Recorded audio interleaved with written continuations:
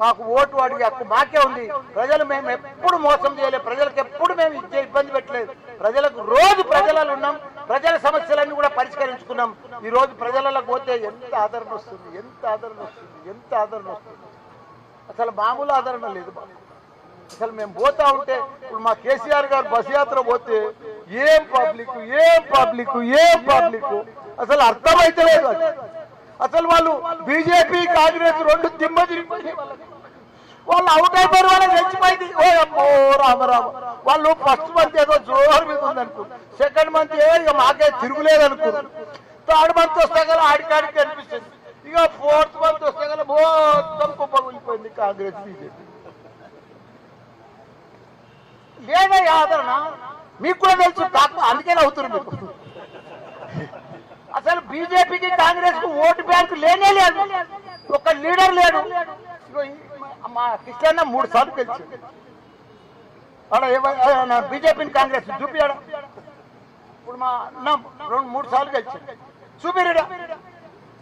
Vote లేరు, cadre లేరు, voters అంతా ఎందుకని పని చేస్తాం. 36 ఫ్లైఓవర్లు కట్టించండి మా కేటీఆర్ గారు సిటీలో, ఎక్కడ కూడా సిగ్నల్ ఫ్రీ ప్రయాణం చేస్తే. అంత గొప్ప పని చేసిండు. వాళ్ళని పట్టుకొని వీళ్ళు మంత్రులు సీఎం కాడికి తిరుగుతురా. ఆ బీజేపీనేమో వాళ్ళు ఒక ఫేమస్ అయిపోయింది గాడిదగుడ్డు బొమ్మ పెట్టుకొని, ఓలేమో గాడిదగుడ్డు బొమ్మ అంటారు, ఓలేమో గాడిదగుడ్డు పెట్టి అంటారు. వీళ్ళేం చేశారు? గాడిదగుడ్డు వాళ్ళు గాడిదగుడ్డు ఇస్తే వీళ్ళేం చేశారు? గాడిదగుడ్డు తింటారా? ఇప్పుడు గాడిదగుడ్డు బీజేపీ ఇచ్చింది, మరి వీళ్ళేమి ఇచ్చారు ప్రజలకు? 2000 ఇస్తాను, 4000 ఇచ్చినవా?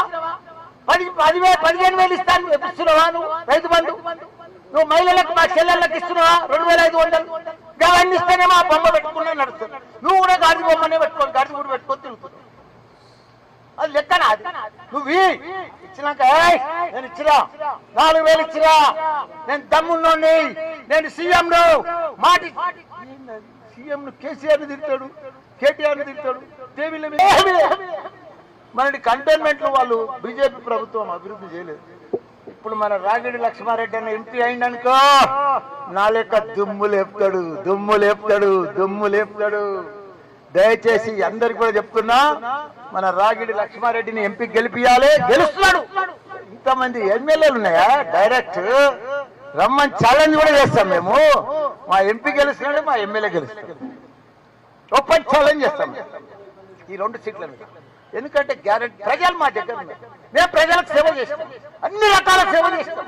మేము మాకు ఓటు అడిగి హక్కున్నది కాబట్టి మాకు ఆ నమ్మకం కూడా వచ్చింది. మా కేసీఆర్ కాలుకు నొప్పి అయినా, ఆపరేషన్ అయినా, బస్సు యాత్ర ఊరు జిల్లా జిల్లా తిరుగుతుంది. ప్రజలు ఎంత పెద్ద ఆదరణ. అసలు కాంగ్రెస్ బీజేపీకి మనుషులే లేరు, సభలన్నీ ఫెయిలు, ఎక్కడెక్కడ ఫ్లాప్, వాళ్ళ షోలన్నీ ఫ్లాప్ షోలు పోతున్నాయి, పరేషాన్ అవుతుంది. మేము 10-11 అంటున్నాం, మాకు 14 కూడా రావచ్చు, మాకు లెక్క కూడా తెలుస్తలేదు. ఎందుకంటే రోజు రోజు రోజు రోజు మా గ్రాఫ్ పెరుగుతుంది, రోజు మా సర్వే రిపోర్ట్ రోజు రోజు పెరుగుతుంది. ఇప్పుడు మా సర్వే రిపోర్ట్ ఎంత గుర్తాయి? 38, 30, 42 వాళ్ళది, 28 బీజేపీ, 27 కాంగ్రెస్. థర్డ్ ప్లేస్ మా దగ్గర. అంత ఘోరం. అసలు నాకే విచిత్రం అనిపిస్తుంది. అంత గ్రాఫ్ పెరిగిపోయింది, అంత ఇది వచ్చేస్తుంది.